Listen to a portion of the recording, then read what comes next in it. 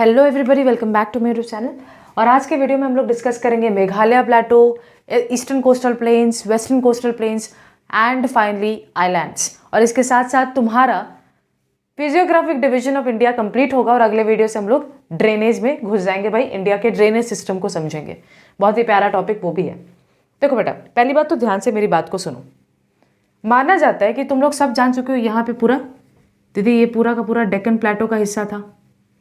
यहाँ आपका central highland, eastern highland, ये सब कुछ थे। अभी मैं रफली बता रही हूँ। माना जाता है कि आज भले ही मेघालय प्लेटो एक अलग सा नज़र आता है, यहाँ पे आज अलग सा एक नज़र आता है मेघालय प्लेटो, बट माना जाता है कि एक समय था कि जब ये डेक्कन प्लेटो का ही हिस्सा था। एक्चुअल में यहाँ तक पूरा डेक्कन प्लेटो ही था, माना जाता है। समझ पा रहे हो? मतलब मैं ये बोलना चाहती हूँ, बाकी चीज़ों को मिटा रही हूँ, ध्यान से देखो। माना जाता है कि एक समय था जब ये पूरा का पूरा इलाका, देखो ध्यान से, ये पूरा का पूरा इलाका डेक्कन प्लेटो का ही पार्ट था। बट जब इंडिया का प्लेट टकराया था और हिमालय का फॉर्मेशन हो रहा था, जो मैंने बताया था ना, जो हिस्से बहुत कमज़ोर थे वो धंसने लग गए, उनमें क्रैक्स आना शुरू हो गया। और हुआ ये कि ये वाला हिस्सा अंदर की तरफ धंस गया। जहाँ से तुम बांग्लादेश देखते हो, ये हिस्सा अंदर की तरफ धंस गया, जिसके कारण पूरा डेक्कन प्लेटो, ये वाला इलाका और मेघालय प्लेटो, ऐसा लगता है कि दो बिछड़े हुए, बुरा मत माना, बट दो बिछड़े हुए संबंधी हैं, पार्टनर्स हैं, लाइफ पार्टनर्स जो बिछड़ गए हैं। क्यों? क्योंकि बीच का हिस्सा थोड़ा धंस गया, थोड़ा कमज़ोर हिस्सा था, धंस गया। तो मेघालय प्लेटो भले ही आज एक अलग सा नज़र आता हो, लेकिन माना जाता है कि जब हिमालय का फॉर्मेशन हुआ तब ये अलगाव हुआ, तब ये लोग सेपरेट हुए। पहले ये थे एक साथ, डेक्कन प्लेटो ही पूरा एक्सटेंडेड था यहाँ तक। आज दीदी जब हिमालय का फॉर्मेशन होने लग गया, तब due to cracks and due to weaker parts ये एरिया सबडक्ट कर गया, यानी अंदर की तरफ धंस गया, एंड जिसके कारण आज डेक्कन प्लेटो अलग दिखाई देता है और मेघालय प्लेटो अलग दिखाई देता है। तो फॉर्मेशन में बस इतनी बातें हैं कि एक टाइम था, देयर वॉज अ टाइम, जब माना जाता है कि डेक्कन प्लेटो और जो पार्ट आज मेघालय प्लेटो देख रहे हो वो जुड़े हुए थे। हाँ दीदी, आज थोड़ा अलगाव देखने को मिल रहा है। और ऐसा क्यों हुआ बेटा? क्योंकि जब फॉर्मेशन हो रहा था हिमालय का, तो बहुत जो इतने बड़े लेवल पे ये फॉर्मेशन हो रहा है, तो जो वीकर पार्ट्स थे वो अंदर धंस गए, इसलिए ये हिस्सा अंदर धंस जाने के कारण मेघालय प्लेटो अलग दिखाई दे रहा है, एक अलग टुकड़े के रूप में। बट ओरिजिनली ये था डेक्कन प्लेटो का ही पार्ट, ऐसा बोला जा रहा है। I hope it is clear. अब हम लोग थोड़ा सा मेघालय प्लेटो को ही डीप में स्टडी करते हैं, बिकॉज इंडिया का कोई काम नहीं, अभी सिर्फ मेघालय प्लेटो को देखते हैं। देखो बेटा ध्यान से, इसको और भी डिटेल में बनाती हूँ। देखो थोड़ा सा माफ़ करना भाई, इतना प्रिसाइज तो नहीं बनाना आता, बट जितना मेरे को आता है मैं उतना बता रही हूँ, ठीक है? क्योंकि अब थोड़ी ना मैं यहाँ पे कोई एकदम मस्त ज्योग्राफी की महाज्ञानी हूँ कि एकदम मस्त मैं इंडिया का डायग्राम बनाऊंगी, ऐसा नहीं है। मैं रफ कैसे बनाती हूँ ताकि विजुअलाइजेशन स्ट्रांग हो तुम्हारा। ये वाला जो हिस्सा है ये पूरा मेघालय प्लेटो है, ठीक है? देखो बेटा, मेघालय प्लेटो क्यों बोला है दीदी? जाहिर सी बात है, ये थोड़ा हाईलैंड होगा, ऊंचा होगा एंड फ्लैट टॉप वाला होगा। बिल्कुल सही हो तुम। पूरा डेक्कन प्लेटो का ही पार्ट था ना एक समय, तो जैसे डेक्कन प्लेटो एक हाईलैंड था और फ्लैट टॉप्ड वाला था, तभी तो उसको डेक्कन प्लेटो बोल रहे थे। तो मेघालय भी तो उसी टुकड़े से बना है, तो वो भी बिल्कुल एक प्लेटो जैसा ही दिखाई दे रहा है। दूसरी बात, मेघालय प्लेटो में 3 इंपॉर्टेंट हिल्स मिलते हैं। क्या क्या दीदी, कौन कौन से हिल्स मिलते हैं? सुनो, ऑर्डर में लिख रही हूं, ध्यान से देखो। गारो, खासी, जैंतिया। गारो, खासी, जैंतिया, यानी दीदी ऐसा कुछ देखो, ऐसा ड्रॉ करना है। गारो थोड़ा सा टिल्टेड टाइप का, खासी, अच्छा मैं यहाँ पे नहीं लिख रही हूँ खासी, तुमको भी समझ में आएगा ऐसा क्यों। ये है खासी, ये कैसा नाम हो दीदी? खासी, अब क्या कर सकते हैं। एंड दिस इज जैंतिया, ठीक है? जो ये तुम्हारा खासी है ना, इसका हाईएस्ट पीक बहुत काम का है, अभी बताएंगे क्यों। इसका हाईएस्ट पीक का नाम है शिलोंग पीक। तो दीदी खासी का जो हाईएस्ट पीक है उसका नाम क्या है? शिलोंग पीक। एक बात बताऊं, ये शिलोंग पीक सिर्फ खासी का हाईएस्ट पीक नहीं है बेटा, ये पूरे मेघालय प्लेटो का हाईएस्ट पीक भी है। तो दिए अगर एग्जाम में क्वेश्चन आता है कि खासी का हाईएस्ट पीक क्या है, तो हम आराम से लिख कर आएंगे शिलोंग पीक। और पूरे मेघालय का भी पूछ लिए तो हमको घबराना नहीं है, शिलोंग पीक ही मेघालय का भी हाईएस्ट पीक है। जस्ट यहाँ पे पीक के बगल में ही यहाँ पे मेघालय, जैसे वेस्ट बंगाल का कैपिटल क्या है, capital city that is Kolkata, वैसे मेघालय स्टेट का जो कैपिटल सिटी शिलोंग है वो यहीं पे। तो दीदी मेघालय स्टेट का कैपिटल सिटी शिलोंग है और उसका लोकेशन कुछ यहाँ है, ठीक है। मोस्ट इंपॉर्टेंट, देखो बेटा मेघालय प्लेटो में बहुत बारिश होता है, इस इलाके में बहुत बारिश होता है। ऐसा क्यों है हम क्लाइमेट वाले पार्ट में देखेंगे, बट पहले इसके जस्ट यहाँ पे खासी के जस्ट यहाँ एक एरिया था जो तुम लोग सुने भी होगे, चेरापूंजी, ठीक है। कुछ समय पहले यहाँ पे बहुत बारिश होता था, मतलब मेघालय स्टेट के अंदर ये वाले लोकेशन में बहुत बारिश होता था। इनफैक्ट ये पूरे दुनिया में हाईएस्ट रेनफॉल रिसीविंग प्लेस था। आज थोड़ा ये जगह शिफ्ट हो गया है, आज ये बन चुका है मौसिनराम। तो देखो बेटा अगर एग्जाम में क्वेश्चन आता है कि हाईएस्ट रेनफॉल रिसीविंग प्लेस कौन सा है पूरे वर्ल्ड में, तो तुम लिख के आओगे मौसिनराम, क्योंकि दीदी एट प्रेजेंट मौसिनराम में ज़्यादा बारिश होता है। चेरापूंजी में पहले कुछ साल पहले चेरापूंजी में ज़्यादा बारिश होता था, थोड़ा सा लोकेशन में शिफ्ट आ गया है। तो मौसिनराम में सबसे ज़्यादा बारिश होता है पूरे वर्ल्ड में। तो अगर एग्जाम में क्वेश्चन आता है the highest rainfall receiving place in the whole world, Mawsynram. और दीदी इंडिया में पूछ लिया तो जो पूरे वर्ल्ड में हाईएस्ट रेनफॉल रिसीविंग प्लेस है वो इंडिया में हाईएस्ट रेनफॉल नहीं होगा, बिल्कुल।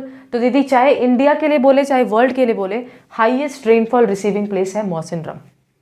इज इट क्लियर, ठीक है। तो मेघालय प्लेटो से जुड़े हुए इतने ही इंफॉर्मेशन तुम्हारे काम के हैं। अब हम लोग डिस्कस करते हैं कि वेस्टर्न कोस्टल प्लेन क्या है और ईस्टर्न कोस्टल प्लेन क्या है, और उनके बीच का जो डिफरेंस है वो देख लेते हैं। क्योंकि जैसे वेस्टर्न घाट्स और ईस्टर्न घाट्स का डिफरेंस तुम्हारे लिए इंपॉर्टेंट था, वैसे ही वेस्टर्न कोस्टल प्लेन और ईस्टर्न कोस्टल प्लेन का डिफरेंस इंपॉर्टेंट है। एक बात मैं पिछले वीडियो में बताना भूल गई, अगर एग्जाम में वेस्टर्न घाट्स और ईस्टर्न घाट्स के बीच में डिफरेंस आता है 5 मार्क्स का, तुम पूरा डिफरेंस लिख लिए, उसके बाद तुम डायग्राम ज़रूर बनाना। जैसे क्लास में मैं बना के दिखा रही थी वीडियो के अंदर, वैसे तुम लोग बनाओगे ही, कंपलसरी है, ऑप्शनल नहीं है। बनाओ, मार्क्स बहुत बढ़िया आएगा। तो दीदी हम डिफरेंस लिखेंगे, और अगर डायग्राम देना पॉसिबल है तो हर वक्त हम डायग्राम देकर आएंगे, किसी भी सब्जेक्ट के लिए वो चाहे क्यों ना हो, ठीक है। तो अब हम लोग डिस्कस करते हैं वेस्टर्न कोस्टल प्लेन और ईस्टर्न कोस्टल प्लेन। ओके बेटा, वेस्टर्न कोस्टल प्लेन। दीदी कोस्टल प्लेन, अरे भाई समुद्र से, सी से लगे हुए किनारे को ही कोस्ट बोलते हैं।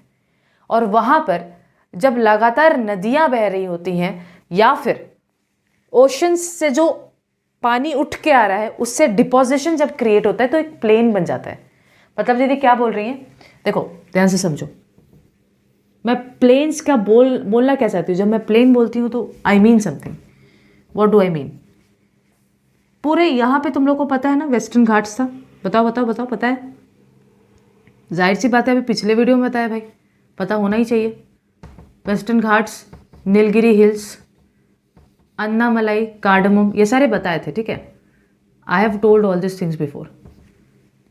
देखो यहाँ से काफ़ी रिवर्स बहेंगे, हम लोग देखेंगे, नर्मदा बहेगा, तापी बहेगा, ऐसे रिवर्स बहेंगे, ठीक है। तुम लोग अगर पढ़ चुके हो तो तुम लोग मेरे बात से अभी रिलेट करो, नहीं पढ़े हो तो कोई बात नहीं, आने वाले टॉपिक्स में हम लोग पढ़ेंगे उसको।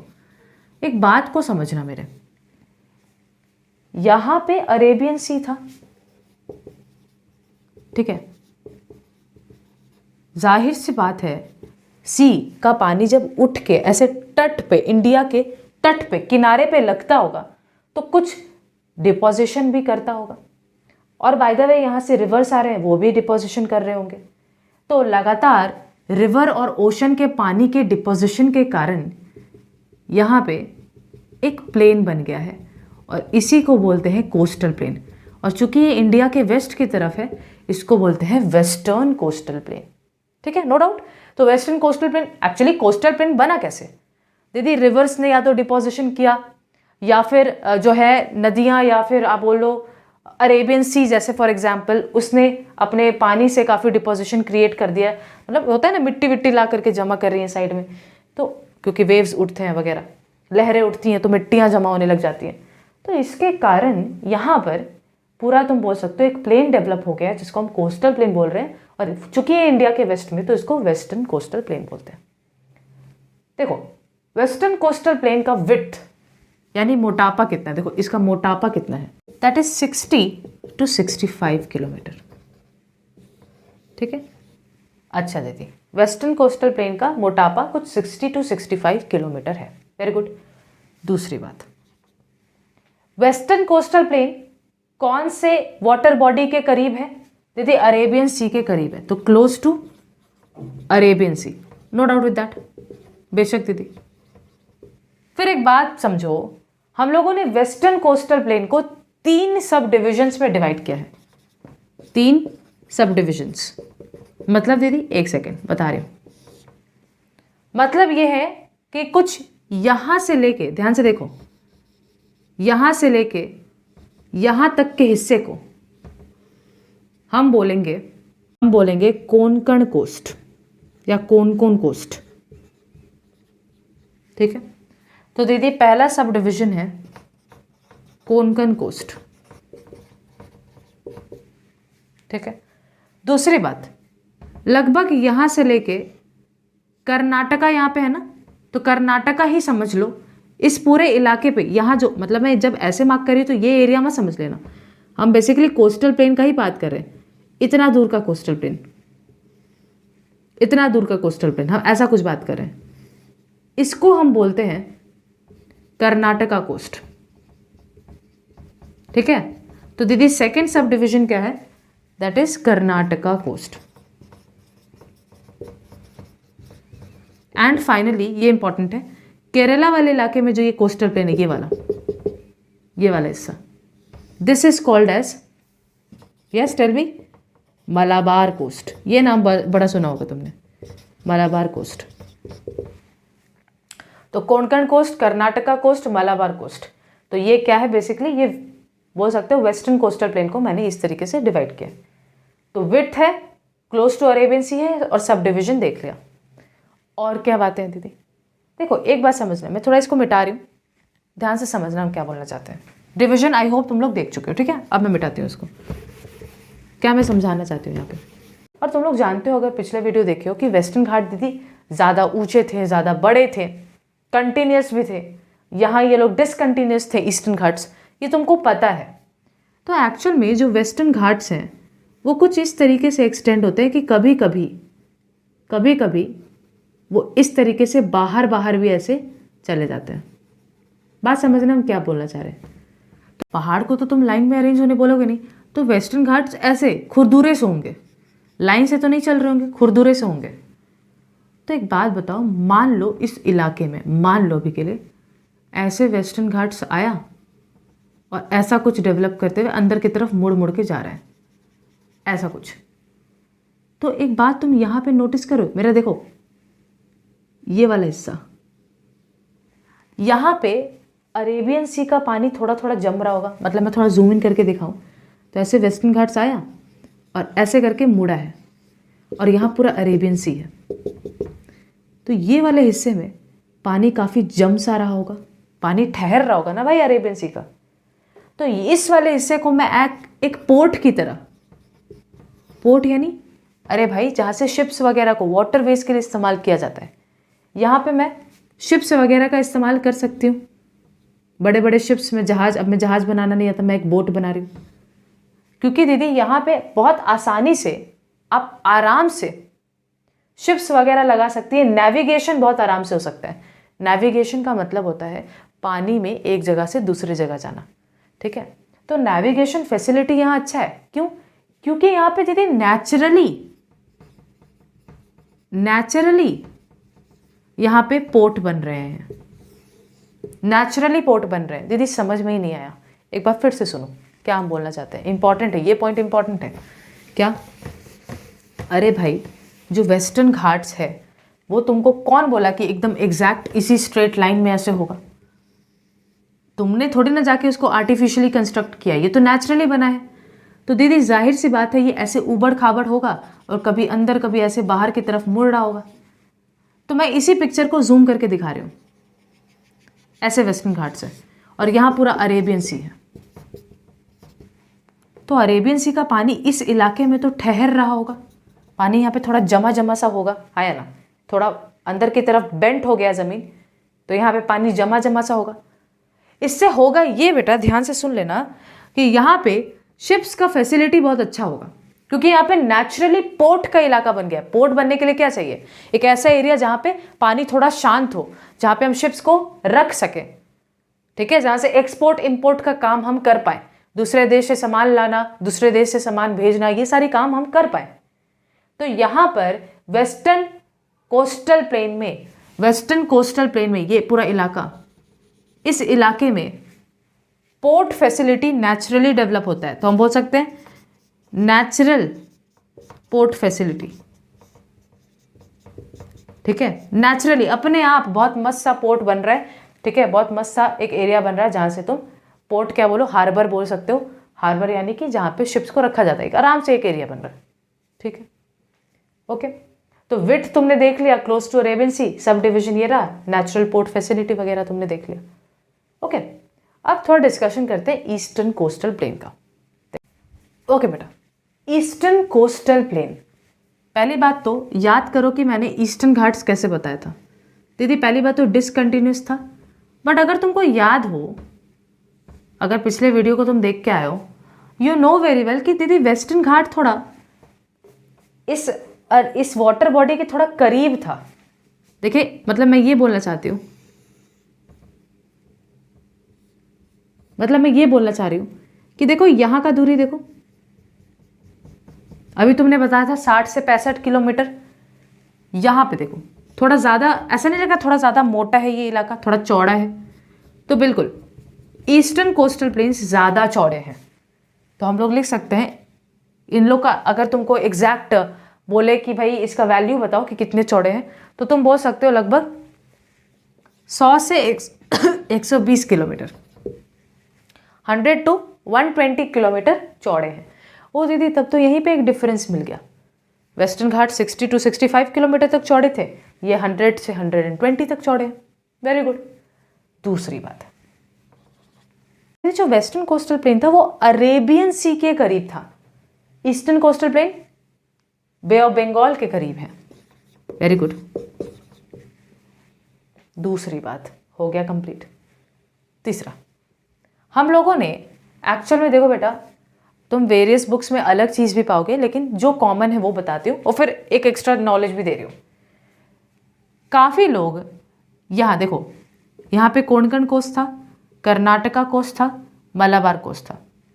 अब यहाँ तक कि ये वाले हिस्से को, यहाँ जो कोस्टल प्लेन्स डेवलप हो रहा है, इसको लोग बोलते हैं, बहुत इंपॉर्टेंट नाम है, बताओ क्या है?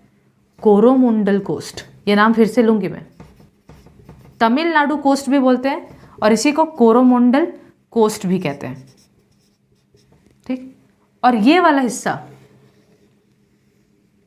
इसको कहते हैं नॉर्दर्न सिरकर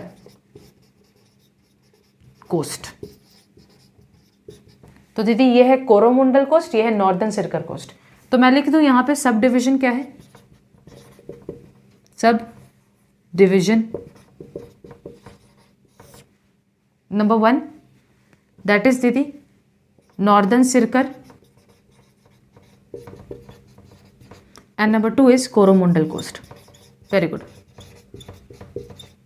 अब क्या दीदी, काफ़ी लोग क्या करते हैं ना, इस नॉर्दर्न सिरकर में भी एक डिवीजन क्रिएट करते हैं। मतलब यहाँ तक के हिस्से को नॉर्दर्न सिरकर बुलाएंगे, यहाँ वाले कोस्टल प्लेन को, और ये वाले को उत्कल कोस्ट बुलाने लग जाते हैं, उत्कल कोस्ट। तो दीदी हम क्या करें? तुम्हें एग्जाम में जैसा मर्जी वैसा लिखो। तुमको लग रहा है नहीं दीदी यहाँ पे 3 ठो सब डिविजन्स बताई, तो यहाँ पे हम 3 लिखना चाहेंगे, लिखो, कोई प्रॉब्लम नहीं है। बट काफ़ी लोग उसको नहीं भी कंसिडर करते हैं। काफ़ी लोग नॉर्दर्न सिरकर ये पूरा मानते हैं और कुछ लोग सिर्फ इतना दूर तक मानते हैं और बचे हुए हिस्से में उत्कल कोस्ट बोल देते हैं। टोटली अप टू यू, ठीक है। तो दीदी 100 से 120 किलोमीटर तक चौड़ा है, बे ऑफ बंगाल के करीब है और यहाँ पे मेजरली तो 2 ही सब डिविजन है, तुम चाहो तो 3 भी बोल सकते हो, नो प्रॉब्लम। आगे एक बात को मेरे सुनो। क्या दीदी? देखो बेटा, यहां पे पोर्ट फैसिलिटी कैसा होगा जरा समझते हैं इस बात को। देखो ध्यान से समझना। एक्चुअल में बेटा यहाँ पे तुमने अभी जस्ट बताया कि ये पूरा हिस्सा में ईस्टर्न कोस्टल प्लेन्स डेवलप हुए हैं, नो डाउट। एक्चुअल में तुम अभी जब आगे रिवर के चैप्टर में पढ़ोगे तुम देखोगे यहाँ पे बहुत बड़ी बड़ी रिवर्स आती हैं, ठीक है। तो बड़ी बड़ी रिवर्स आती हैं, उनका स्पीड भी बहुत कम हो जाता है। और तुमने अगर मेरा चैप्टर 1 का वीडियो देखा है तो तुम जानते हो कि दीदी अगर रिवर्स के स्पीड हल्के हो जाते हैं, कम हो जाते हैं, तो रिवर डेल्टा फॉर्मेशन करते हैं। तो यहाँ पे डेल्टा फॉर्मेशन भी होता है, ठीक, डेल्टा फॉर्मेशन भी होता है, ओके। जिससे होगा क्या, जिससे होता ये है कि नेचुरल पोर्ट नहीं बनता। मतलब दीदी नेचुरली पोर्ट कुछ ऐसा बनता है कि मान लीजिए यहाँ पे, जैसे यहाँ पे इस केस में आप बोल रही थी जैसे वेस्टर्न घाट्स था, ऐसे वेस्टर्न घाट्स अंदर की तरफ थोड़ा मुड़ गया तो अरेबियन सी का पानी यहाँ जमने लग गया, यहाँ पे एक नेचुरल पोर्ट फैसिलिटी बन गया, नेचुरल हार्बर बन गया, जहाँ पे अब शिप्स रहेंगी, वहाँ से वाटरवेज के थ्रू ट्रैवल होगा। बट होता क्या है ईस्टर्न कोस्टल प्लेन में, मैं यहाँ पे बता रही हूँ, ये ईस्टर्न घाट्स हैं, मान लो ये थोड़ा अंदर बाहर मुड़े भी हुए हैं, ऐसे करके ईस्टर्न घाट से थोड़ा अंदर बाहर ऐसे मुड़े भी हुए हैं। लेकिन होता क्या है, चूंकि ईस्टर्न घाट्स जो हैं वो बहुत ही देखो अंदर की तरफ है, वेस्टर्न घाट तो ज़्यादा गैप ही नहीं था, इस तरीके से था, जबकि ईस्टर्न घाट देखो बहुत अंदर की तरफ है, जिसके कारण इनके मुड़ने का कोई फ़ायदा हुआ ही नहीं। क्योंकि अभी भी देखो आधे हिस्से में ऐसे करके पूरा का पूरा कोस्टल प्लेन ही फैला है, जिसके कारण अगर इसको यहाँ पे जाकर किसी को भी हार्बर फैसिलिटी डेवलप करना है, पोर्ट फैसिलिटी जहाँ पे शिप्स को रख सके, तो तुम्हें मैनुअली यानी कि मैन मेड तरीके से आर्टिफिशियली वहाँ पे बालुओं को साइड करना होगा। क्योंकि यहाँ पे मैंने अभी जस्ट बताया रिवर्स ह्यूज डिपोजिशन करती हैं, फिर नदियों से भी काफ़ी बे ऑफ बंगाल से पानी जो है डिपोजिशन लेकर आ रहा है, तो तुमको मैनुअली या फिर आर्टिफिशियली इस तरीके से बालू को साइड करके फिर शिप्स के लिए रखने का जगह तुमको बनाना पड़ता है। तो दीदी यहाँ पे प्रॉब्लम ये है कि यहाँ नेचुरल पोर्ट फैसिलिटी आपको नहीं दिखेगा, नेचुरल हार्बर्स नहीं दिखेंगे। यहाँ तो नेचुरल हार्बर्स थे, जहाँ पे शिप्स को रखा जाता है उसको हार्बर बोलते हैं। यहाँ नेचुरल हार्बर था, बट यहाँ पे अगर आपको हार्बर बनाना ही है तो आपको आर्टिफिशियली मेहनत करना पड़ेगा। क्यों? क्योंकि दीदी अगर आप जूम करके देखें तो ईस्टर्न घाट्स ऐसे हैं, तो अगर ये थोड़े बेंड वेंड भी हो गए उससे कोई फायदा नहीं होगा, क्योंकि इस एरिया में तो अभी भी बहुत मोटा सा कोस्टल प्लेन है। तो यहाँ शिप्स को रखने के लिए तुमको मैनुअली यहाँ की मिट्टी को थोड़ा सा साइड हटाना पड़ेगा, सो दैट तुम यहाँ पे शिप्स रख सको। तो यहाँ पे नेचुरल हार्बर्स या नेचुरल पोर्ट फैसिलिटी डेवलप नहीं हो पाता, ठीक है। तो यहाँ पे तुम लोग क्या बोलोगे, यहाँ पे आर्टिफिशियल हार्बर्स बोल देते हैं। हार्बर्स मतलब जहाँ शिप्स रखा जाता है, तो आर्टिफिशियल हार्बर्स या आर्टिफिशियल पोर्ट फैसिलिटी मतलब डेवलप करना पड़ता है, बहुत ज़्यादा मेहनत मुशक्कत करना पड़ता है, ठीक है।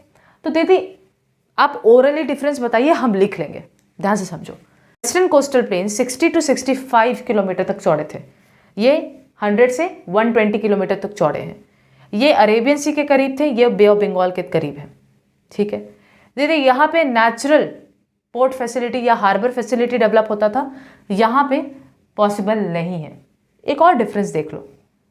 हाँ दीदी, क्या हम लोग ये सब डिविजन का डिफरेंस लिख सकते हो? चाहो तो लिख सकते हो, कोई कंपल्शन नहीं। अगर 3 मार्क्स में आता है तो तुम मान लो 3 मार्क्स का डिफरेंस पूछ रहा है, तो तुम अगर 4 डिफरेंसेस भी बता देते हो, एक तो ये हो गया विथ का, अब किस वाटर बॉडी के करीब है ये तुमने लिख दिया, पोर्ट फैसिलिटी या हार्बर फैसिलिटी कहाँ बेटर है। एक और चाहे तो तुम पॉइंट लिख सकते हो कि दीदी जो ईस्टर्न कोस्टल प्लेन है वहाँ पे ह्यूज डिपोजिशन या डेल्टा फॉर्मेशन हुआ है बाय द मेजर रिवर्स। जैसे यहाँ गोदावरी, कृष्णा, ये सारे रिवर्स बहुत बड़े बड़े डेल्टा बनाते हैं, जबकि यहाँ ऐसा कोई डेल्टा फॉर्मेशन नहीं होता। जब हम लोग रिवर वाला पार्ट करेंगे तुमको समझ में आएगा यहाँ डेल्टा फॉर्मेशन क्यों नहीं होता है, ठीक। यहाँ पे रिवर के पास बहुत स्पीड होता है, जिसके कारण वो एक बार में ड्रेन करती है। तो स्पीड अगर बहुत ज़्यादा है, तुम जानते हो चैप्टर 1 से ही कि दीदी अगर स्पीड बहुत ज़्यादा है तो डेल्टा फॉर्मेशन नहीं हो पाएगा। तो यहाँ रिवर का स्पीड कम होता है, इसलिए डेल्टा फॉर्मेशन दिखाई देता है। यहाँ पे कोई डेल्टा फॉर्मेशन नहीं दिखाई देता बिकॉज रिवर का स्पीड बहुत ज़्यादा है। This is western coastal plain and eastern coastal plane. अब आज ही के वीडियो में हम लोग देख लेते हैं कि आइलैंड्स बेसिकली कितने हैं, क्या है, सब देख लेते हैं। ओके बेटा, अब हम लोग डिस्कस कर रहे हैं आइलैंड्स ऑफ इंडिया। तो देखिए आइलैंड ये क्या होता है? देखो, एक ऐसा ज़मीन जिसके चारों साइड पानी ही पानी हो, एक ऐसा ज़मीन जिसके चारों साइड पानी हो,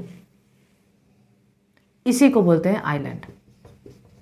ठीक है, तो आइलैंड मतलब दीदी ऐसा ज़मीन जिसके चारों साइड पानी हो, water on all the sides. ठीक है, अब समझो इंडिया में बेटा 2 मेजर आइलैंड्स हैं। क्या क्या है दीदी? देखो, तुम जानते भी हो, that is Lakshadweep island, Lakshadweep island and yes Andaman and Nicobar island. ठीक है, लक्षद्वीप आइलैंड के बारे में थोड़ा सा बातचीत करते हैं। देखो इंडिया में यहाँ पे जो तुम देख रहे हो छोटे मोटे ऐसे ऐसे करके होंगे, इनको हम एक साथ लक्षद्वीप आइलैंड्स कहते हैं।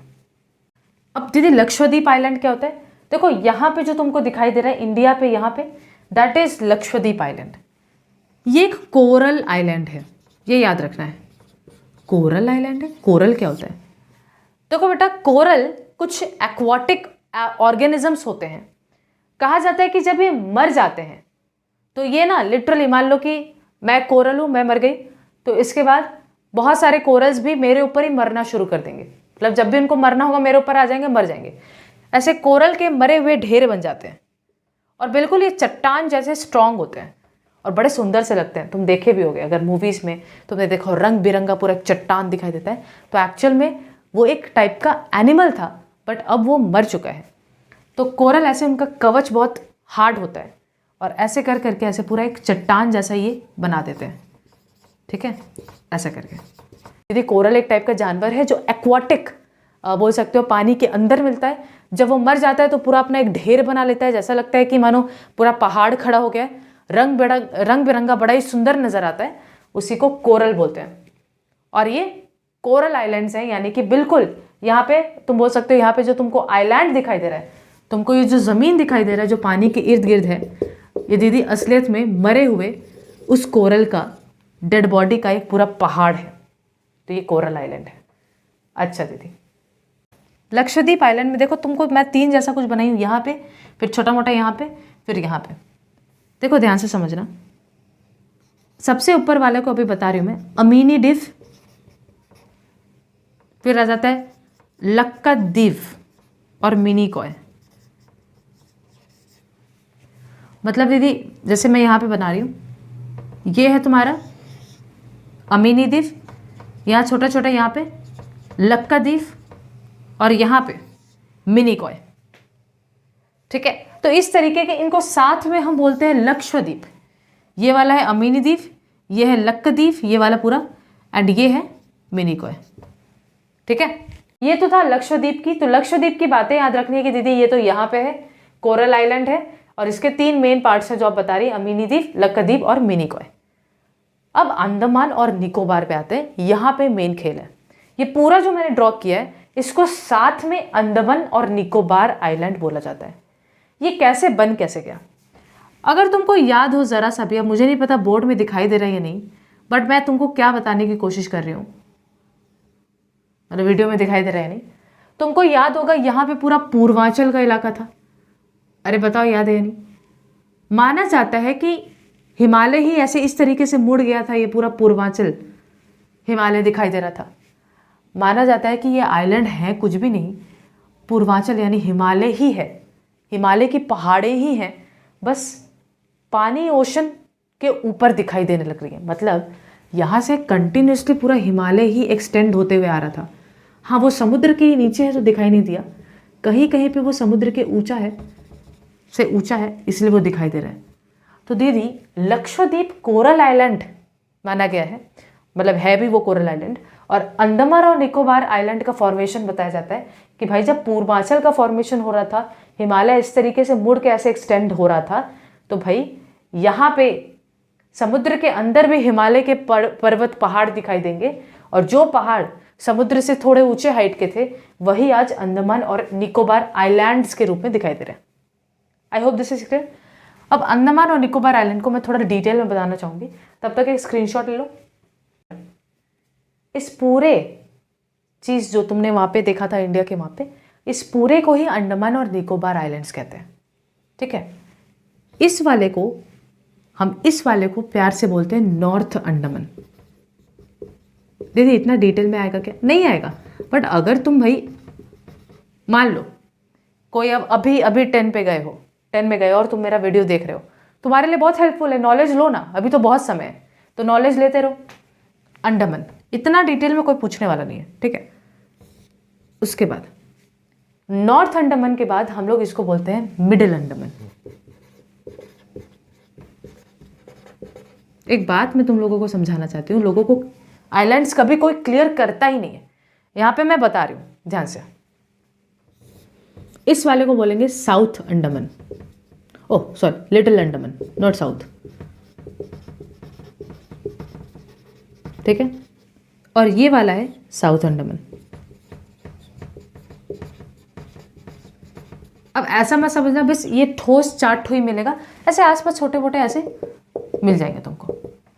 मतलब बेटा North Andaman, Middle Andaman, Little Andaman, South Andaman, इन चारों को मिला करके और आसपास जितने भी हैं इसी को बोलते हैं अंडमान आइलैंड्स। दीदी अंडमान और निकोबार एक साथ बोलते थे ना? रुक जाओ, ये मैंने एंड शब्द का प्रयोग क्यों किया आखिर, ये बता रही हूं। ये चारों को मिलाकर अंडमान आइलैंड। अब यहां पे देखो,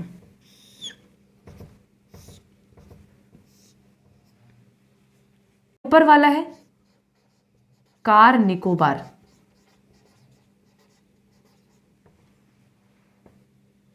ये बीच वाला है मिडिल निकोबार, लास्ट वाला है ग्रेट निकोबार।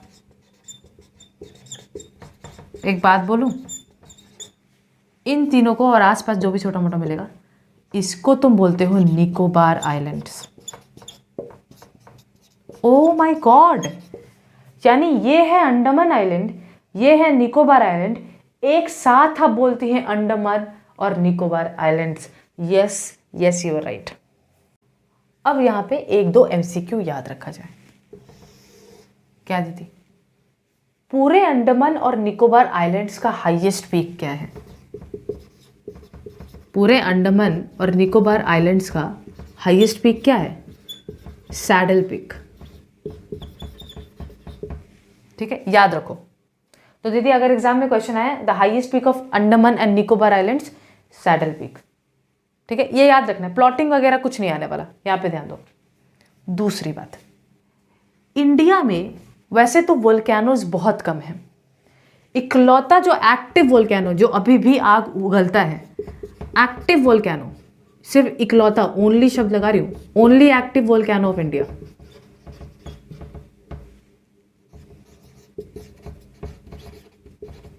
यह है बैरन।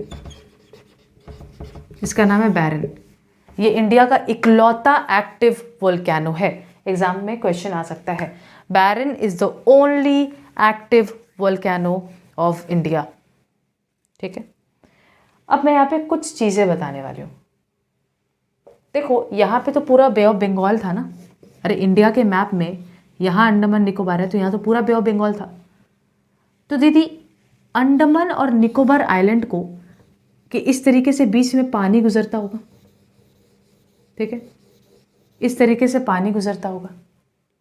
याद रखना, इसी जो इलाका है जो अंडमान और निकोबार आइलैंड्स को सेपरेट कर रहा है, ये पानी भरा इलाका जो अंडमान और निकोबार आइलैंड्स को सेपरेट कर रहा है, इसको बेटा बोलते हैं 10 डिग्री चैनल। अगर एग्जाम में मैप पॉइंटिंग आ जाए 10 डिग्री चैनल, तो बेसिकली वो अंडमान और निकोबार आइलैंड्स के बीच के इस गैप को प्लॉट करने बोल रहा है। Is it clear? और एक और तुम लोगों ने नाम सुना होगा, देखो यहाँ लिटिल अंडमान और साउथ अंडमान, इनके बीच में भी ऐसे पानी भरा इलाका है। तुमने ये नाम बचपन में सुना होगा, यहाँ पे मिटा के दिखा रही हूँ। इसको बोलते हैं डनकन्स पैसेज। नहीं सुना है तो मत घबराओ, डनकन्स पैसेज, ठीक है। तो दीदी लिटिल अंडमान और साउथ अंडमान के बीच में ये जो पानी भरा गैप है इसको डनकन्स पैसेज बोलते हैं, और अंडमान और निकोबार के बीच में जो पानी भरा गैप है इसको 10 डिग्री चैनल बोलते हैं। एक और बात जस्ट तुम्हारे जनरल नॉलेज के लिए बता देती हूँ, अगर ये इंडिया है भाई, यहाँ पे श्रीलंका है ना, इंडिया और श्रीलंका के बीच में ये जो पानी भरा गैप है इसको बोलते हैं हम लोग पॉक, पाल्क मत बोलना, ये पाल्क नहीं है, पॉक स्ट्रेट। देखो बेटा, ये स्ट्रेट, पैसेज, चैनल, इन सब का अपना अपना मीनिंग होता है। बट अब तुम क्लास 10 में हो, तुम क्लास 8, 9 में हो नहीं। मैं इतना डिटेल में अगर क्लास को लेने गई कि भाई हर एक चीज़ के पीछे का मतलब बताऊंगी तो क्लास बहुत एक्सटेंड हो जाएगा, तो इतना डिटेल में भी हम नहीं कर सकते, है ना। तो दीदी 3 बातें आपने MCQ या कुछ और बातें बता दी हैं कि हाईएस्ट पीक पूरे अंडमान निकोबार आइलैंड का that is Saddle peak, only active volcano of India Barren जो है यहीं पे है। उसके बाद प्लॉटिंग करने नहीं आने वाला है। उसके बाद अंडमान और निकोबार आइलैंड्स के बीच में जो वाटर बॉडी है वो है 10 डिग्री चैनल। लिटिल अंडमान और साउथ अंडमान के बीच में जो पानी भरा गैप है दैट इज डनकन्स पैसेज, और इंडिया और श्रीलंका के बीच में जो ये पानी भरा गैप है दैट इज पॉक स्ट्रेट। ठीक है, ये कुछ MCQs है, याद रखो। अगर तुम अभी अभी शुरू कर रहे हो 10 का पढ़ाई, आई होप कि तुम्हारे को ये वीडियो बहुत ज़्यादा पसंद आ रहा होगा। मेरे को आई थिंक एक कमेंट में एक बच्चा बोल रहा था कुछ ज़्यादा ही आप एक्टिंग करती हैं, थोड़ा अगर आप नाटक कम करेंगी, पढ़ाएंगी ज़्यादा तो ज़्यादा बेहतर होगा। आई नो, ठीक है, इसलिए आजकल मैं थोड़ा कम भी बोल रही हूँ। आई थिंक कि कम बोलना ही चाहिए, क्योंकि मैंने भी बाद में रियलाइज़ किया कि इतना ज़्यादा भी मुझे नहीं बोलना चाहिए, काम से काम बताना चाहिए। बट मैं सोचती थोड़ा सा फन बना दूँ, एंड वो थोड़े मेरे इनिशियल वीडियोस थे तो उनके हिसाब से मत जज करो। I am starting to improve myself, ठीक है। सो आई होप कि तुमको वीडियो पसंद आया। अब इंतजार करते हैं जहाँ पे हम लोग ड्रेनेज सिस्टम ऑफ इंडिया को डिस्कस करेंगे, ठीक है। मिलते हैं अगले वीडियो में। Till then take care, stay safe.